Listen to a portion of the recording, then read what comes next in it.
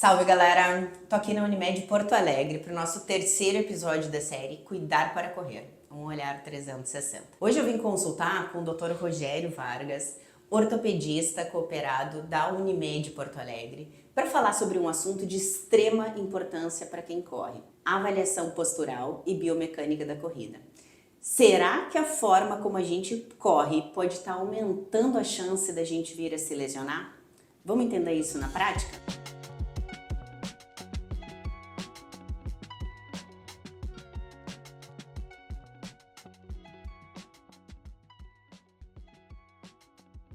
Doutor, qual a importância e como funciona uma avaliação com um ortopedista para nós corredores?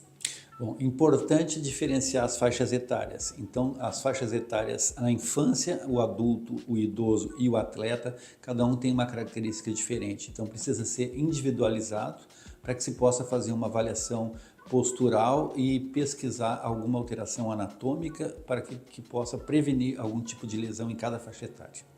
Perfeito. Quais tipos de lesão podem ser prevenidas?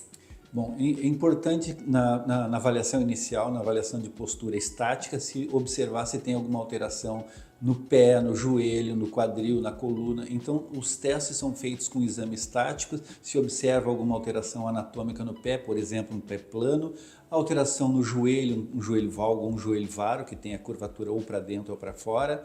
Isso tudo vai impactar também durante a marcha, durante a corrida, um aspecto biomecânico que vai causar um desequilíbrio intenso. Pensando especialmente em corredores, na avaliação postural, quais são os pontos de destaque que para ti são muito importantes e que tu sabe que vão impactar diretamente, né, tanto no favorecimento ou aparecimento de lesão, quanto no próprio desempenho do atleta na corrida? Sim, importante o aspecto estático, se tem alguma alteração anatômica, porque biomecanicamente o corredor ele precisa ter uma disciplina de corrida, uma cadência de corrida que vai ser influenciada pela alteração anatômica.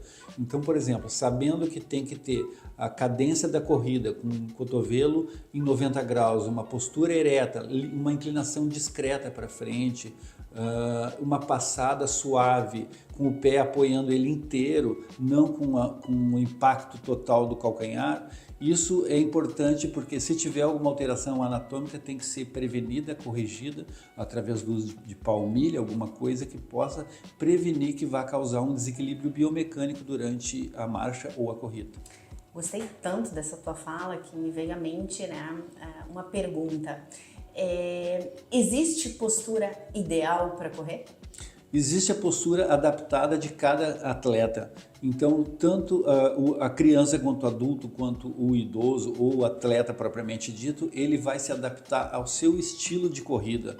Então, basicamente tendo a postura ereta com uma inclinação discreta para frente e um olhar para frente, ele vai se adaptar ao seu modo. A criança, por exemplo, ele tem e o adolescente, ele tem risco de lesão porque ele causa o excesso, ele vai procurar o excesso, então tem que ser manipulado dessa forma. O adulto, ele pode ter lesões de articulações, então ele tem que ser adaptado e pesquisado para ver se ele tem algum tipo de possibilidade de causar alguma lesão articular.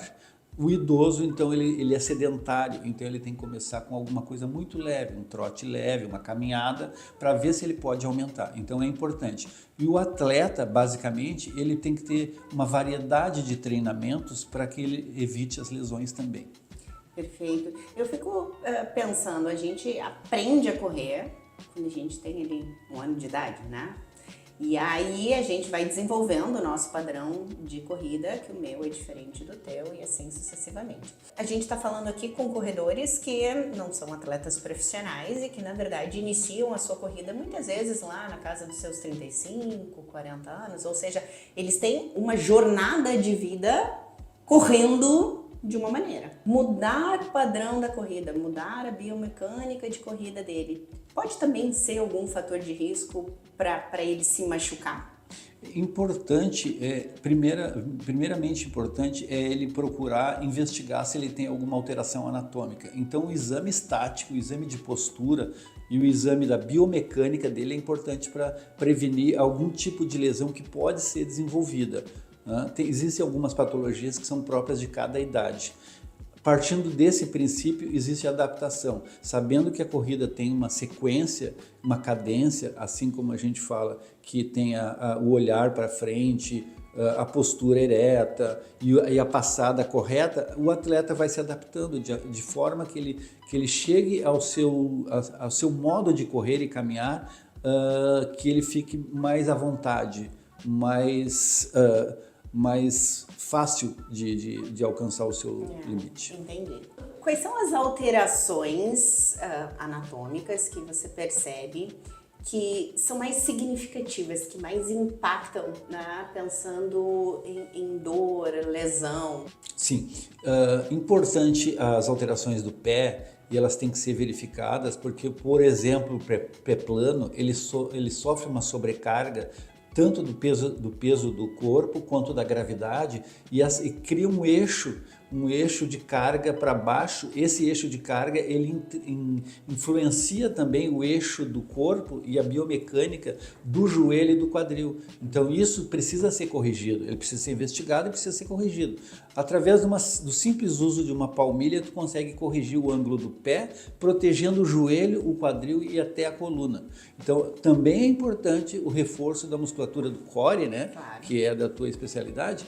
O core é a musculatura abdominal e lombar. Ela precisa ser reforçada também, o reforço da musculatura, porque ela vai proteger a biomecânica do corpo. Doutor, normalmente o corredor sente dor no joelho, né? Não necessariamente a causa da dor no joelho esteja no joelho, não é mesmo? Sim, é muito frequente a lesão do pé causar dor no joelho. Então, se a dor no joelho ou a dor no pé, ela é um sinal de alerta. Esse sinal de alerta tem que ser investigado, porque as lesões de joelho são muito frequentes também. As lesões meniscais, as lesões de cartilagem, né? Então, isso precisa ser investigado. E o atleta, tanto de todas as faixas etárias, ele precisa conhecer o terreno onde ele vai praticar o esporte. Então, o terreno plano é diferente do terreno acidentado. Então, a corrida de rua é um terreno acidentado, a corrida de pista é um terreno plano. É diferente isso vai causar um impacto e vai causar lesão. Então, é importante que se avalie, quando tem a dor, já vai investigar, porque isso pode prevenir uma lesão futura. Por isso que é muito legal essa avaliação, né? Para a gente conhecer as partes do nosso corpo, como elas estão, como está a nossa pisada, como se o nosso joelho está alinhado, o quadril alinhado, porque muitas vezes o que acontece é que o corredor ele acaba se afastando do esporte porque ele está com uma dor no tornozelo, por exemplo, né? E só fica tratando o tornozelo, quando na verdade a origem da dor dele está em outras partes do corpo, né? Que se a gente fizer pequenos ajustes, exatamente, a gente vai corrigindo. Exato. A gente sabe que corredor gosta de correr, né? A sua grande maioria não gosta muito de fazer a parte do fortalecimento. Embora o fortalecimento a gente saiba que ele é muito importante. Na tua visão de especialista, qual o papel do fortalecimento ali na questão tanto da melhora da biomecânica, né, quanto da prevenção de lesões? A gente precisa individualizar por faixas etárias, né? O adolescente, o adulto, o idoso, porque eles têm diferenças, características bem diferentes, e o atleta também. O atleta ele vai ter que ter uma variação de treinamentos técnicos, né? Assim como o reforço da musculatura core, que é a musculatura abdominal e lombar, a musculatura da panturrilha e os glúteos, para que se tenha uma boa resistência e não haja risco de lesões. O jovem que tem aquela tendência a fazer excessos, ele precisa ser controlado. O adulto precisa fazer um reforço muscular, porque ele pode causar lesões nas articulações, então é preciso reforço muscular. E o idoso que tem uma deficiência muscular, ele precisa ter um treinamento muito suave, muito leve, começando sempre por caminhadas ou trotes curtos.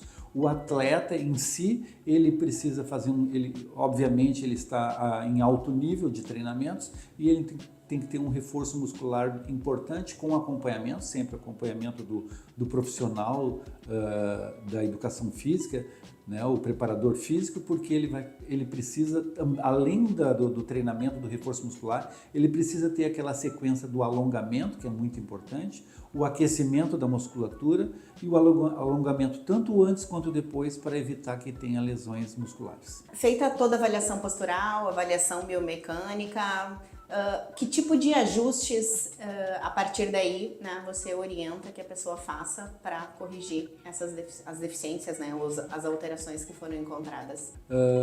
Mais frequentemente, o atleta ele não tem ainda a experiência do uso de palmilhas. Então é importante que se detecte na avaliação inicial se há necessidade ou não uso de algum tipo de palmilha ou algum calçado adequado, porque o calçado adequado ele pode evitar as lesões tanto nos tornozelos quanto no joelho, e ele prestar atenção também nesse reforço da musculatura para que tenha uma boa performance, para que possa fazer a reabilitação e a recuperação após o exercício. E com que frequência tu sugeres o retorno ao ortopedista para fazer o acompanhamento e o gerenciamento dessas questões? Isso também pode ser individualizado, porque aquele atleta que não apresenta lesões, ele pode fazer uma visita ao ortopedista uma vez por ano ou 2 vezes por ano.